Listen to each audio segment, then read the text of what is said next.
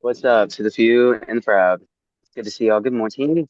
We're covering chapters 8, 9, 10, and 11, essentially the first four scrolls after our guy, our mentor, Fed, goes and starts reading the scrolls. So I'm excited to hear what y'all's takeaways are. But leave the floor open. Whoever wants to take us off. But you might as well take that thing, go ahead. And then if Imani cuts your camera on, she can go or I can go next. It's only three of us. Maddie is over there. She's inside. Voila. She's inside. Um, okay, yeah. So obviously the first scroll is pretty powerful. Um, I felt like it was really in alignment with my life too. Just a refresh and a renewal. And I think it's kind of one thing that I've noticed too is like things like The Strangest Secret, and other books like The Power of Positive Thinking. They always recommend to like read things in repetition. So I think it's just like as a reminder that if you want something to stick and for your life to change, you've got to discipline yourself in doing things that you're not normally used to doing a consecutive amount of times.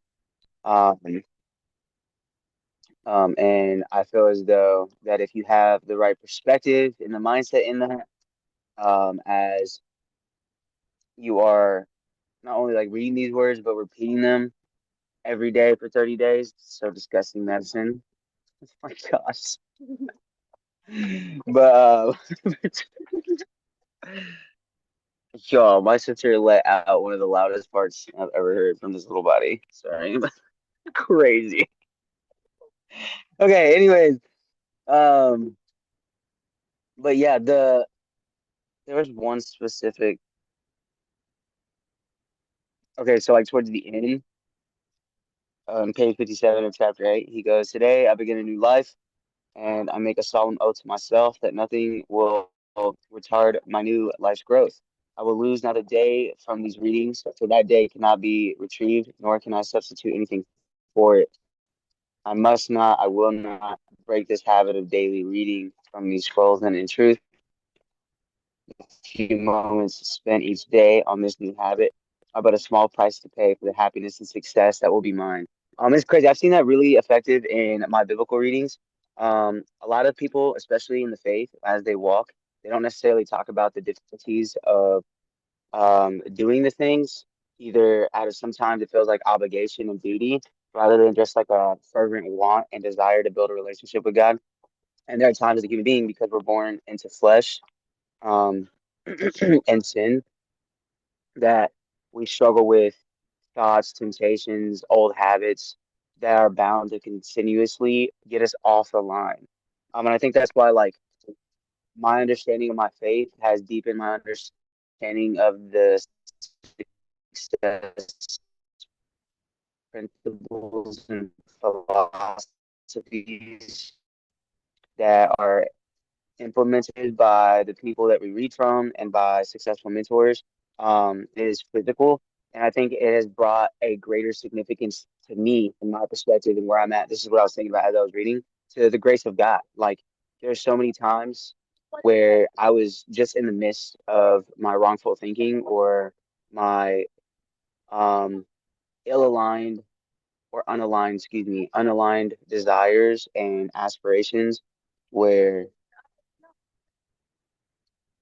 like God was still loving me, still guiding me, still providing for me. And then in this current season where I'm at, like I'm so spiritually aware that like I can't go a day without reading my word. I can't go a day without doing something for perfect application of the word in my life than it is actual like just reading to understand. It's just a whole different level of recognition, and it really did come by. day after day after day after day after day after day after day, understanding why I'm doing certain things. So it's made me hyper aware of every conscious decision and choice and wanting to personally, more than anything else, just honor God with my decisions and with my mindset. And he ended the chapter, getting into chapter 9, saying, "Today my old skin has become as dust. I will walk tall among men, and they will know me not. For today I'm a new man with a new life." And it reminds me of every morning I made it as a new creation, and in grace. And it's why I'm able to get up every day, even when I feel like I'm behind, or I feel like I've dropped in the ball, or I feel like I've fallen and done things that I didn't think I would be doing again, or I might have slipped, and I'm just more spiritually aware and kind of like um self accountable for the things I say or I haven't even done or said yet. So one y'all, every day we brand new. You know what I'm saying? Every morning, y'all should play that song. It's called "New Every Morning" by Ryan. We should end that out. A little bit good. But that was what chapter 8 reminded me of. It's just you've got consistent renewal. Chapter 9, I considered it in relation to heart posture, right? And he's talking about a heart posture of love, reading it every single morning, every single day. If you understand what the true definition of love is, and for me, I understand love is a choice, right? It's a commitment. And Jesus says in the Bible that the greatest form of love is your willingness to lay down your life for another, the way that he has came and laid down his life for the world. That requires a position of sacrifice and a willingness to really put the benefit and the growth of someone else before yourself, right? Like, are you actually willing to die for those you love? Because if you're not, then do you really love them? And I believe it's the answer is no. And I know like it seems kind of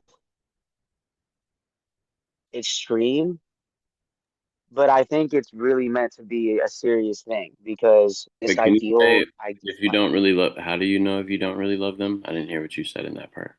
if you so Jesus says that the greatest form of love is laying your life down for one another, the way that he came and laid his life down for the world. And there's been time and time again where individuals who truly love unconditionally will put their life on the line for those that they truly love. Like I have, without a doubt, if the moment came down to it, God forbid it never will. Knock on wood. In the name of Jesus, Amen. But like, bro, Miguel, you would lay down your life for your wife because you absolutely love her unconditionally. You'll gladly take her position and let her continuously go the same way you would do for your children. Touchdown! Touchdown! Sorry, y'all. Put them on, baby. They're playing this morning. Let's go!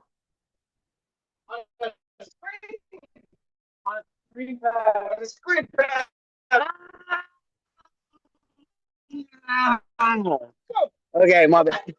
It's a big game too. We're playing a big opponent. Dude, just one more time. I say about Marcus, like your that, signal is kind of cutting in and out too, bro. that perspective. Sorry, recording. Is it just happening now? Because have Nope, y'all it's not been better able to hear now. me the whole time? It's better now. Okay. Um, I got crazy distracted.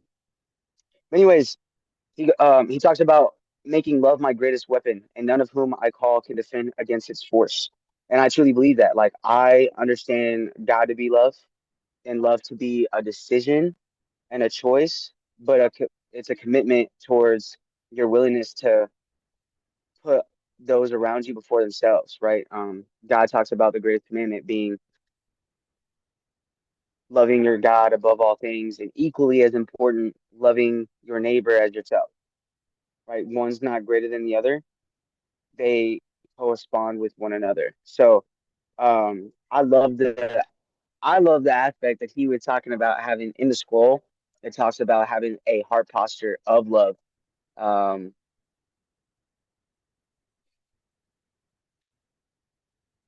I thought it was also pretty significant. He goes, "In silence and to myself, I will address him and say, I love you." Through spoken and though spoken in silence, these words will shine in my eyes. unwrinkle my brow, bring a smile to my lips, um, and echo in my voice, and his heart will be open. And who is there who will say nay to my goods when his heart feels my love? Y'all, that's powerful. Like that's genuinely powerful. My pastor talks about if you got the joy and you are happy with what God is doing for you, like tell your face to tell others that. Because if you That have a part. willingness to, yeah, no, literally, bro, because 90% of communication is nonverbal. And when you're able to like be in a room and impact somebody with literally just a smile, uh, with your the posture that you're going out with the day, I've literally seen it have an effect on people, as well as myself. Like even if you do it in front of a mirror, I'm not gonna lie to you, you might not feel the best. Get in front of the mirror, smile,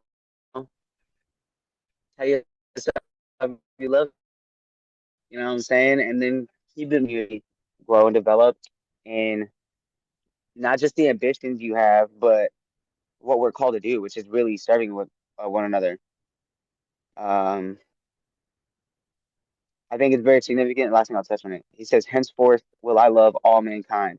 From this moment, all hate is let from my veins, for I have not time to hate, only time to love. For this moment, I take this first step required to become a man among men. With love, I will increase my sales a hundredfold and become a great salesman. If I have no other qualities, I can succeed with love alone. Without it, I will fail." The chapter 10 was about persistence, just continuously going after it. Um, and reminding yourself that if I persist, I will win. So that's something I constantly tell myself on a daily basis. Like, it's not over until I win. You know what I'm saying? If it's not, if it's not done yet, and if it's not good yet, then God's not done, and we got to keep it moving. And if all you can do is one foot in front of the other, you're still moving, and that's what matters most. And then chapter 11, um, reminded me that literally, y'all, every day is an absolute miracle.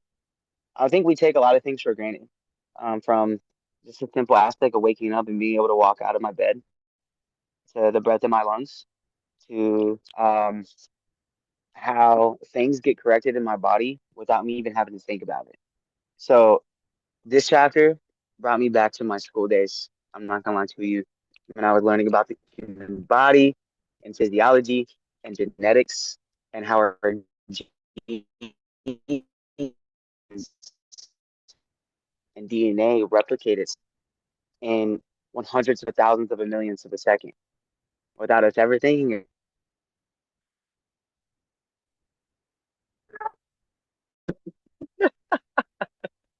But like we're literally nature's miracle, meaning I don't think people recognize how you are more statistically likely to be born with defects or a medical condition than you are to be born healthy.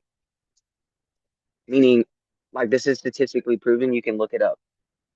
But who knows how a human being is made? And I'm not talking about the act of conceiving, but but like what actually happens for a human to start being grown in a womb? You have one sperm cell meeting with one egg cell. And the moment that half of your DNA meets with the other, a process starts going where your DNA is replicated. Now, because this DNA gets replicated over and over again, it's your code, right? So whenever these proteins called ribosomes scan the code, they build everything in your body, from your hair to your skin to your eyes, the organs, the tissues, a whole nine yards. So this is happening at a rapid pace continuously until a baby's formed in the womb, and then all the organs and organ systems are efficiently operating, and then the baby is born. And then from there, you consistently grow. Now imagine, right, as a kid, you cut your eye, you go and get stitches. There's no divine intervention happening there with the hospital. All they do is either put glue to put the skin together, or they put a string that puts the skin together.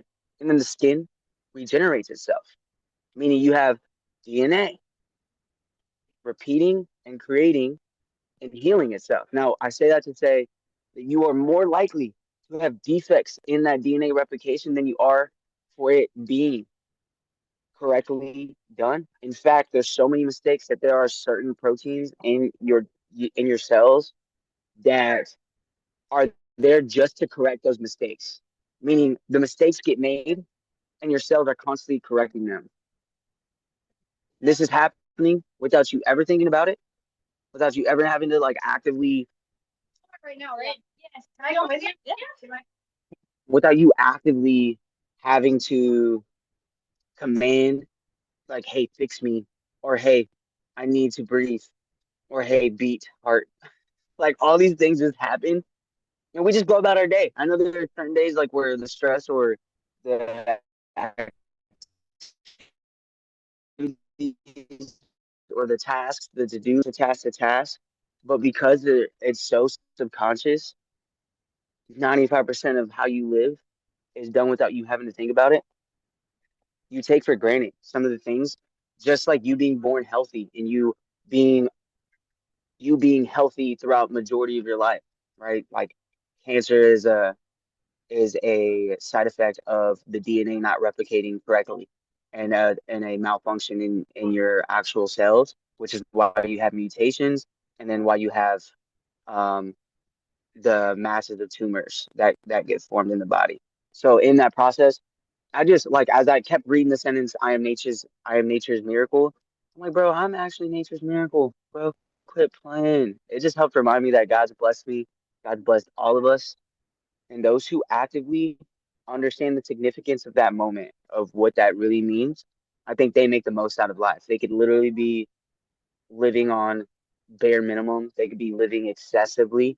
But the most powerful people that I've seen are in an unbothered sense of peace that comes from a knowledge of understanding what is present and what is given and the blessings that they have around them. Anyways, I'll shut up now. But those are the things that I wanted to touch on. And I love y'all.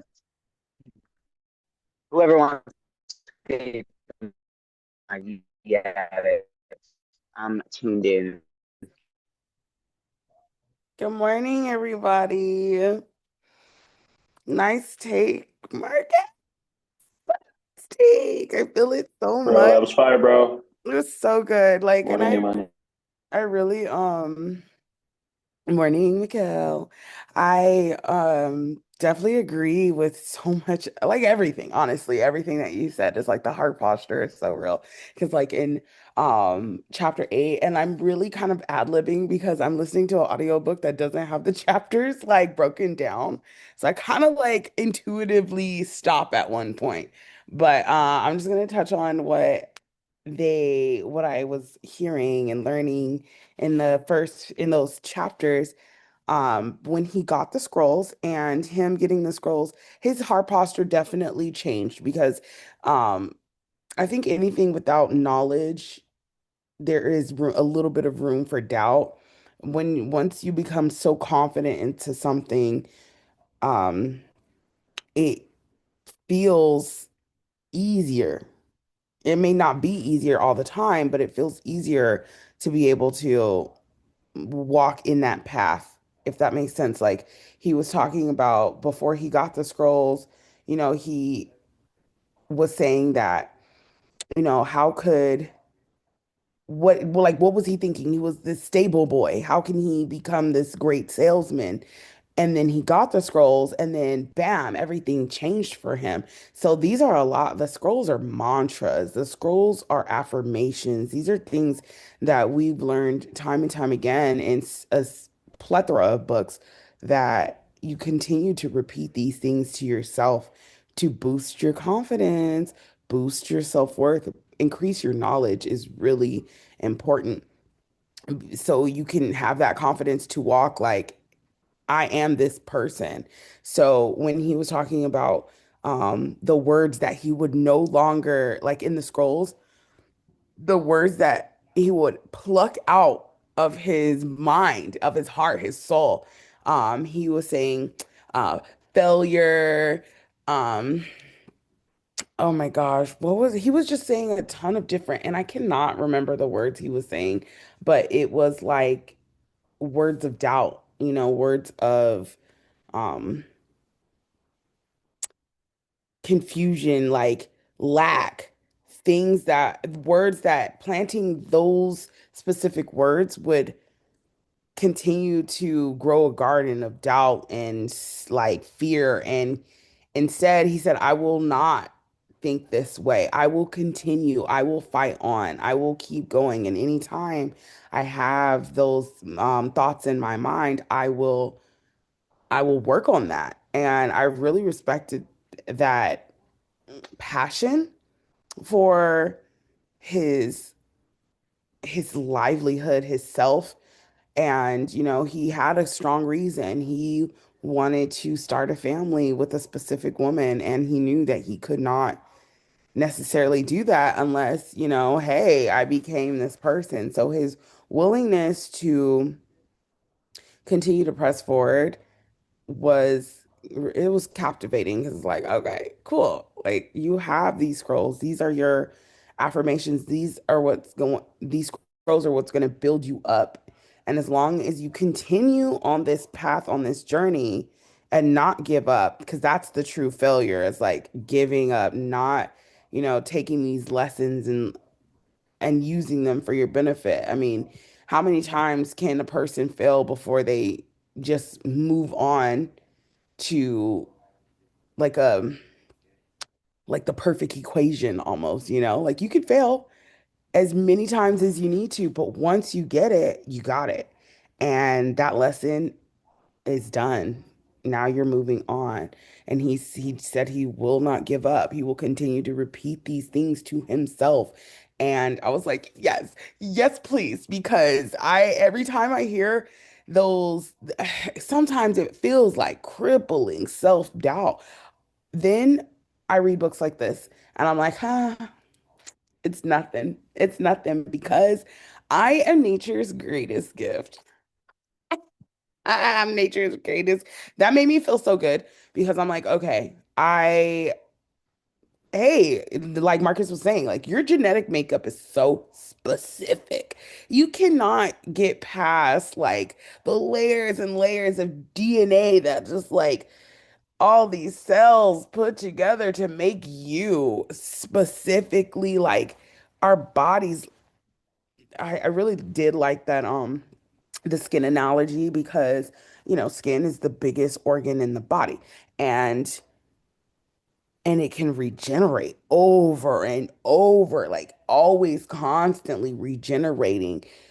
We're special. We are special individuals. And as long as, like, for me, like, as long as I keep those words in my head, like, nobody can do the things that I can do. Nobody can write the way that I write.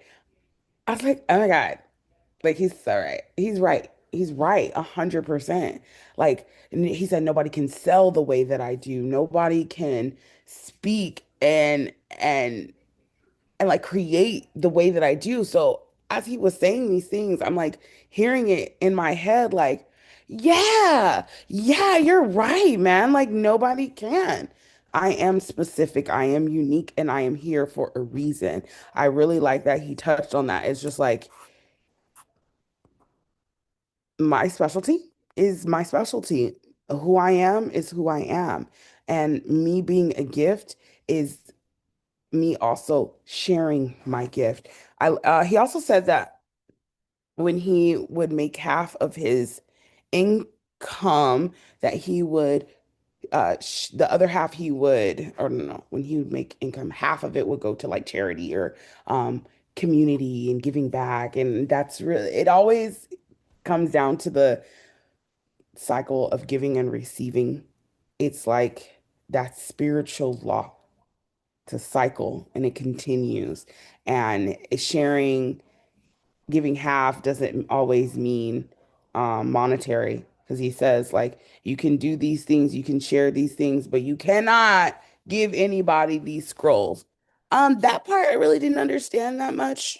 Like maybe because um his master didn't give it to him just like kind of right away. He gave him a test to see if he was even capable of doing it. So maybe that's what it is. It's like you can give people things, but they're not always going to use it. So it's more sacred. Y'all, if y'all want to touch on that, I appreciate like I would love to hear some your points of view on that. But yeah, I appreciate the pep talk this morning because sometimes that doubt, man, it creeps in. But as long as I keep repeating these mantras, these scrolls over and over, I can truly grow and move forward. So, Yeah. Real quick, one, sis, I believe if there is no doubt, there's no real faith. Because like doubt is like a byproduct of fear, and it comes from the unknown, right? Like you have no idea what is lies ahead.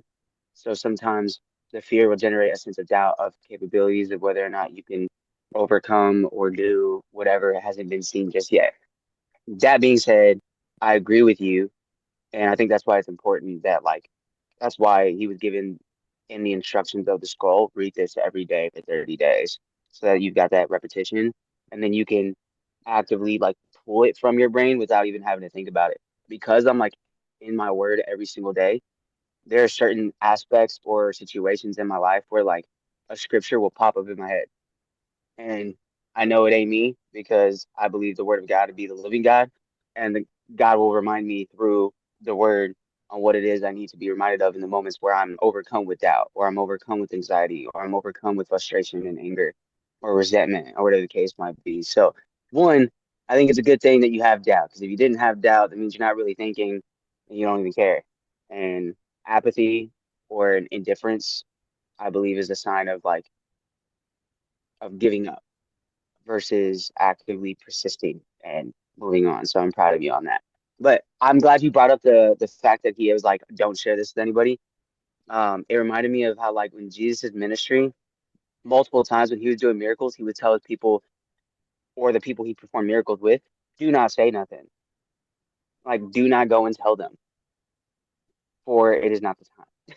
So I think it's kind of very like the way you said it's like a sacred thing. It's it's the deliverance of the information, but it's also, I believe, timing too. So I thought about that as well. I thought it was kind of like, why wouldn't he? But as you said, he put him through a test before he was able to get the scrolls. And I feel like God does the same thing and he reveals things to us at the right time for a reason. So oh my gosh, I appreciate yes. you Like saying he knows when we're ready. He absolutely knows when we're ready, and he will not give us something that we cannot handle. So, of course, like not everybody is ready at the same time. And that's something that I definitely learned over the years. Like I could tell, I could learn something and tell a person who it'll go over their head. I could tell somebody who hears it, but they don't actively use it. And then there's that always that person who at that moment is so beyond ready. They were just waiting for somebody to bless them with that gift. And they use it, they utilize it, and they move in that light. And I get it. Yeah. See, that's why we are in book club, people. Okay. All right. Mikkel, take it away. Woo, woo, woo. Um, what up, y'all? I am in the midst of getting dressed, so I'm probably gonna have my camera off for this. I told you, babe, it's probably downstairs. Um, but man, I love y'all takes as well as that little word to money real quick. You know what I'm saying? The vibes are immaculate today. Huh? I'm trying. So I have my notes on my computer, of course, downstairs. That thought, y'all. All right. Well, while you're getting your notes or what, I just wanted to say, y'all, real quick, I went trick-or-treating yesterday. And I'm not talking about like, I am not talking about kids. Like, I was with a group of teenagers, my goddaughter and her friends, and like they were over there. And I was like, you know what? I'm feeling real inner childish today. And I went literally trick-or-treated. I got like a half a bag of candy, y'all. I'm telling you, it was lit. that. Let's go. Girl, I love you. That's dope. I You're, I had you're lit to for real. I worked an event yesterday at Moody Amphitheater. Kevin Gates was performing, and we did uh, Nice. basically like the all the people who were contracted working on the team showed up in a costume, and they did like or like a competition. I got second. You know what I'm saying? And I was awesome. I who did got you go second. as? I went as Fresh Prince of Bel-Air. I love that. I love that so much. Yeah. It was it was dope. It was dope because people were like, "Yo," they're like, "Will, what's up, bro?" I was like, "Heck yeah, that's how you know the costume did its thing, boy." No, but one of the guys I worked with for a minute, I actually I'm contracted with him for ACL. He was like, "Bro, you Carlton?" I was like, "Bro, get out of here, bro."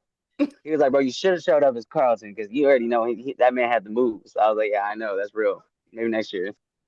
No, Come for with the real. suspenders. But That's no, it was a good dope. time. It was a good time. So we had fun with it too. It was really busy, but it was cool vibing out with everybody. Trying to give Mikhail a little time to get his underwear on. Right? No, for real. That's dope though. Oh my God. Wait, which Fresh Prince did you go as? I had the black basketball jersey on, Uh, so like Will Smith, and then I didn't have like a bright fluorescent hat, but I mhm. had like this like this hat from that time period. It was like a bunch of gold on it. It was pretty like outward. And then I had a big gold chain, and I had the hat on the side. I was just vibing. I would dance from time to time. They're like, "Dude, this is lit." I I love appreciate that. you. No, but the girl that runs the Moody bartenders, she came out with like one of the dopest costumes I've ever seen. She showed up as like a chef, right, with a top hat. I was like, "Yes, chef." As she comes up for like the actual like the team meeting beforehand, and she was like, "All right, y'all, let's knock this out real quick." She takes off her top hat. Guess what's underneath it? Ratatouille. It's Ratatouille under there, isn't it? I mean, that's Dude, dope. dude, and she had the freaking her hair in the prop, like the Ratatouille was holding her hair up, and I was like, dude, you literally killed the fit, girl. Good ish. This is one of the dopest costumes I've ever seen. I love Ratatouille so much, so it was dope. I was like, if you were winning the or yeah, she didn't win number one because she was the one that was running the competition because it's her team. Yeah. But I was like, girl, if you weren't boss lady, you definitely would have won that thing. Oh, that's so It was fun. dope. I was like, yo, that was a great idea. I was like, wow, okay, chef, I see you, girl. Chef with the Ratatouille. As soon as you said take off the hat, I'm like, tell me that. Tell me it was a rat. Tell me. Dude. And it looked like Ratatouille too. It had a little top hat on too. It was actually funny. I was like, whoa, No, the legacy. wait, the little Bro. rat had the Ratatouille had a little tiny chef hat on. Yeah. I love that. But yeah, that's why I love Halloween. It's so the inner child, the bringing it alive. Because My sometimes, my pops is saying hello. How come we have hi, good 10-0? Let's go. morning, How come we have Trojan, 10-0? USC, USC, USC. Tennessee. International. We're up 10-0. All right, Mikhail, you got the floor, bro. Yes, you Wrap do, us up, sir. player. And On to then you. let us know let us know what chapters we're reading next week too at the end of this thing. We'll text them to me real quick. It's an Oh app. man, but yeah, sure, babe. I don't care. Um, um, of course, I'm like looking for something that I don't know where it is, and trying to think at the same time. And these two things don't really match. So I'll be brief. But first off, fire takes. Marcus, I'm glad you had a great Halloween. Imani, I'm glad you had a great Halloween. We definitely had a great Halloween as well. It's kind of crazy. I had a like Marcus when the Fab Four call happened yesterday. I was in the middle of a eye-opening conversation. My man Rico has finally stopped drinking the juice, and we were having a very real dad talk yesterday. And it honestly reminded me of just some of the Hmm. principles that were in the book as well. And he's literally in that process of like forgetting the old and becoming new. And it's really cool. No lie. I had an interesting Halloween. Um, I backed into a kid yesterday in my car, but I was going like 2 miles an hour, y'all, so it wasn't like super bad. Or It's all you good. already like or some shit. But yeah, it definitely happened yesterday though. So that was an interesting little moment. I was literally going super slow and it was super dark. These niggas walked right behind my car in all black. It was pitch black on this freaking road.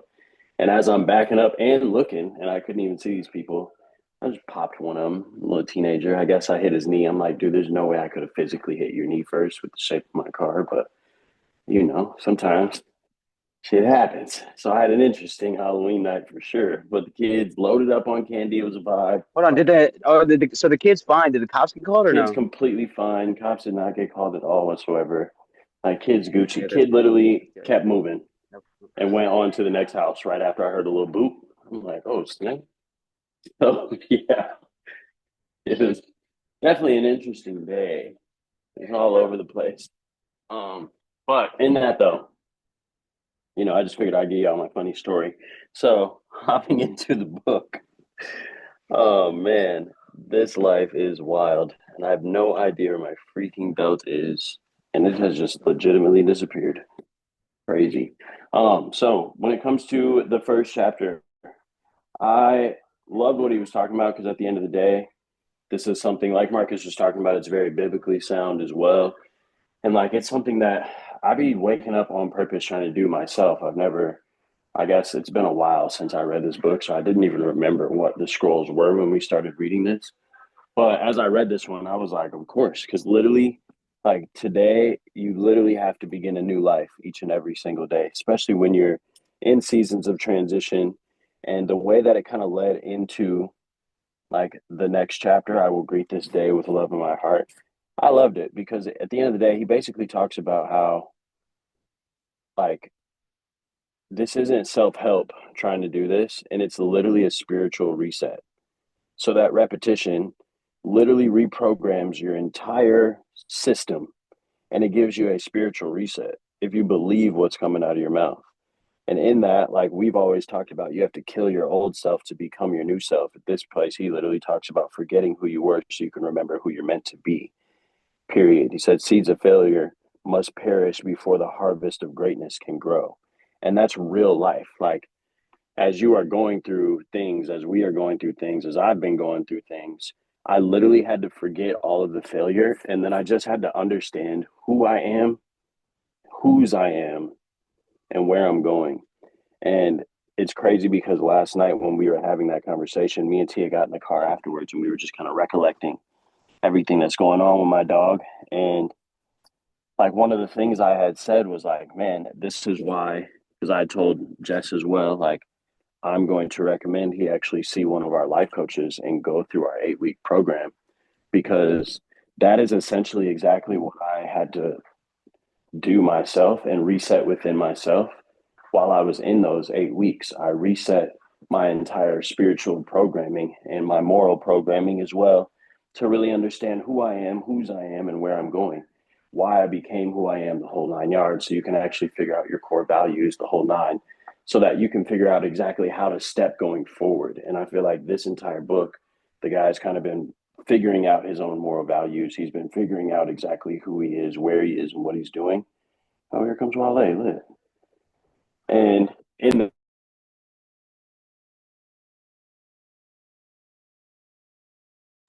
can you guys hear me now? Yes. Cool. But yeah, it just literally hit different, y'all. And I loved what he was talking about at the end of the day, just because it's evident and everybody needs this type of spiritual reset. And sometimes you can, but it takes a lot of internal work and shadow work, as it's called in today's society, to actually like build that new identity if you don't have like help. And so I'm really grateful to do what I do in the fatherhood space where I can literally help dads find and create that new identity as you're walking down this path of fatherhood because it's extremely complicated. You know what I'm saying? To say the least. So I loved it. You know what I'm saying? That 8th chapter was phenomenal. And in the end of the day, like faith doesn't start with belief, but it literally starts with decision. And then transformation begins that moment that you decide to rewrite the inner script. That's where the real transformation happens. A while ago, I was having a conversation with Wale. Welcome to the call, bro. And he asked me, like, what shifted for you over this last month and a half? Because honestly, the last month and a half have been the most abundant. It's been a very abundant season for me, and I've been extremely blessed day by day by day by day. And literally, what shifted was just my internal direction. You know what I'm saying? It literally, like, my identity shifted in a sense where I really just started to focus in and laser focus in on exactly what really meant the most to me. And so in that transformation literally happened as I decided to rewrite my inner script. So one insight that I give just from this chapter is that every new season that we all walk into, it literally requires forgetting who you were in the previous season so that you can remember who you're meant to be. I'm coming. I just don't know where my belt is. Okay. She's literally yelling for me downstairs. Um, so with that, I'm gonna speed into chapter 10, chapter 11. Chapter 10, scroll 3, I will persist until I succeed. I literally, that's my whole life, y'all. Y'all know the vibes. We are not stopping until the fat lady sings, period, point blank. So in that kind of goes without saying. But in that, it's also just like this entire chapter was a contrast between what I felt like emotions and principle. And in that, hold on, lost my place in my notes. Boop. Okay, yeah. So in that, I one wrote this down and it was profound. I was like, quit playing with me. But I wrote down weak men act on moods, masters act on mission. Because that is a bar. So shout out to my brain for that moment while I was just writing some things out. But in that, it's just literally compounding your faith and being persistent. And the man who lives in perseverance doesn't even have to worry about consistency because it's who he is, it's not how he is. That makes a difference. So that was dope because persistence really isn't even about intensity, it's literally about identity, period. So you ain't got to force it if it's in you, not on you. You feel me? That's what they say. So it's cool because all of these scrolls we've heard in different ways throughout the times of our life, but putting it in a very simple, plain manner like this, honestly, it came together very nice. I love this book so far. Like, dude's an amazing author in the way that he was able to tell this story or fable or whatever we may call it. It's honestly amazing. But from there, I am nature's greatest miracle. Shout out Imani. You know what I'm saying? I literally, you embody this every time I feel like I see you and hear you speak. So it's dope.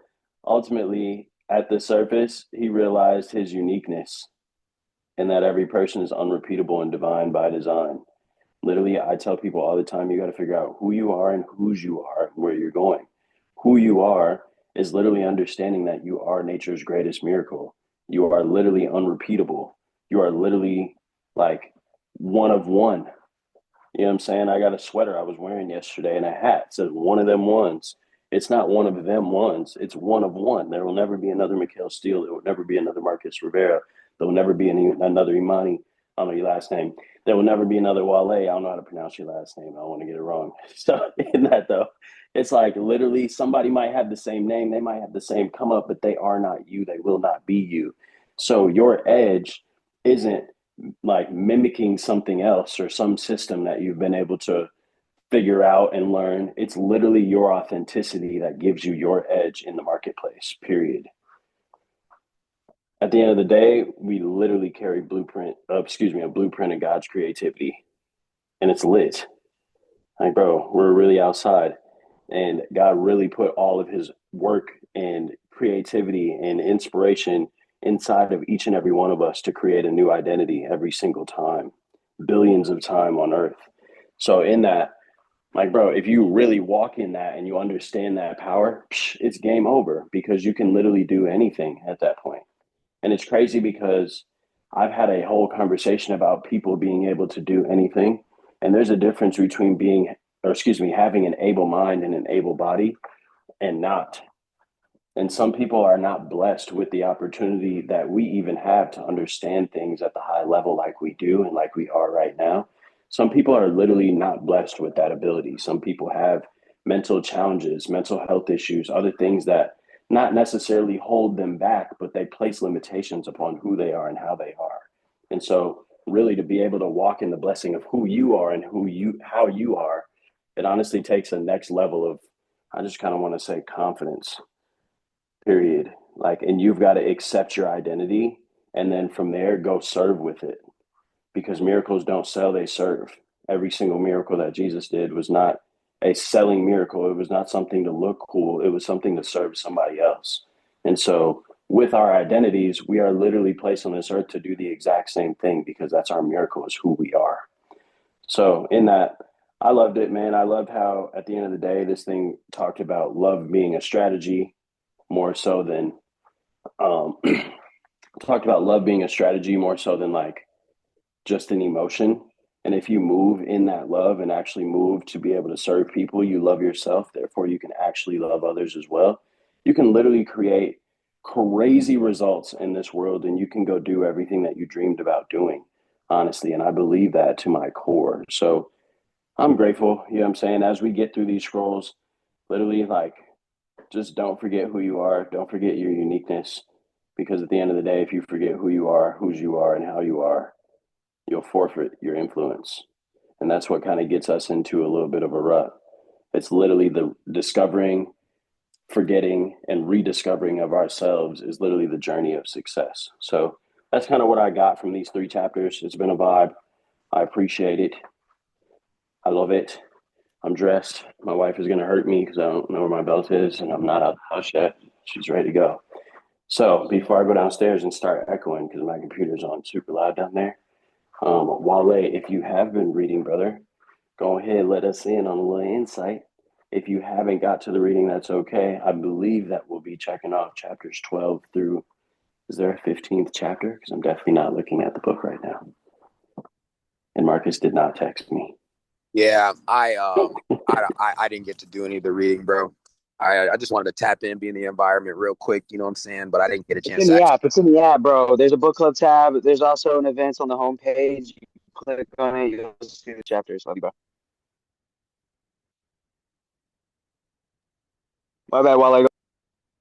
Oh yeah, nah. I didn't really have anything to say. I didn't have anything to contribute to the conversation. I didn't get a chance to do the reading. I just wanted It's to all be in. good. You kind of came in a little late too. It's all good, bro. No worries, Famo. Good to see your face. So, Yeah. man, happy Saturday. Happy Saturday. Happy Saturday.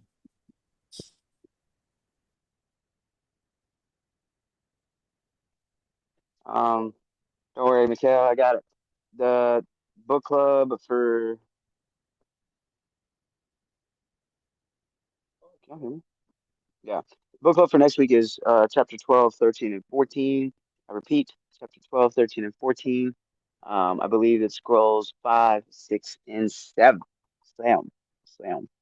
But yeah, I'm excited to continue reading. I appreciate y'all's time and being intentional. What do you call it? While I side note, I just read your message and I'll check out the Telegram here in just a second. But I appreciate y'all. Appreciate the insight as well. And I'm extremely excited to see how we continuously relate and apply and impact situations based off of the principles of the scrolls, as Mikhail said, are more spiritual than practical. But in order to be spiritual, where are you going? Okay, enjoy the walk. I love you. Bendición. Dios te bendiga. Bendición, bendición. Yeah, it's really cool. Wale, you didn't get to see the view, but No, I seen you somewhere though. yeah, we're out here. We're on a lake. Family's Oh, got a wedding today. We're here vibing, who's getting representing the married? Stros.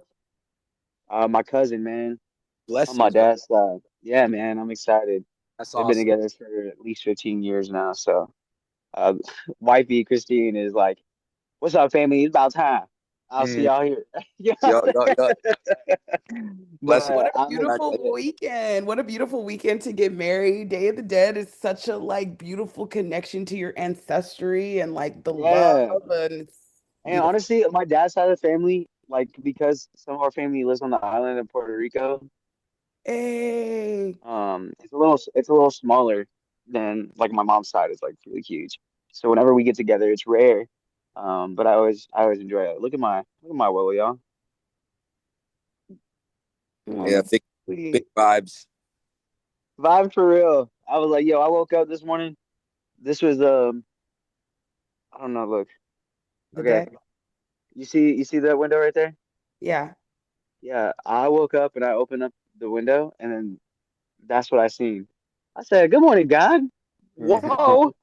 I showed up like at we showed up like at 3:30 last night because I didn't get to take off until after the event, and we thought a 2 hour drive was gonna be 2 hours, and it ended up being like five. Where So you we didn't guys get at? here till we're middle of nowhere, East Texas. It's kind of like it's called Moline or Marine, Texas. I don't know. We're Interesting. somewhere. Yeah. Somewhere. Hold on. Let me see where on the Yeah. map. Hmm. But yeah, we're literally on this lake. Yeah, Mineola. We're Mineola. about, we are east of Dallas. Okay. East of Dallas, near Tyler, Texas.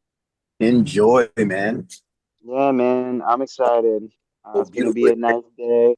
I'm gonna finish my daily reading, and then I'm gonna go inside. My family going crazy because the Longhorns are laying down the smackdown on the 19th, and they right now. Playing with us. Look. I love y'all. I appreciate it and the vibes 100%. Um, well, side note, Mikhail, I believe Coach hit you right, and you helped him out with what he needed. Yep, got them together. Shout out, coach. Okay, Popped a boom. new rank this morning. What? Oh, So Marcus, I'm gonna good. text you too. Cause I Yeah. got my stuff together, so I'm Okay, ready. boom. We ready too. We ready too, sis. I got you. Okay, bet. I Yeah, I got hit you. all up. And this man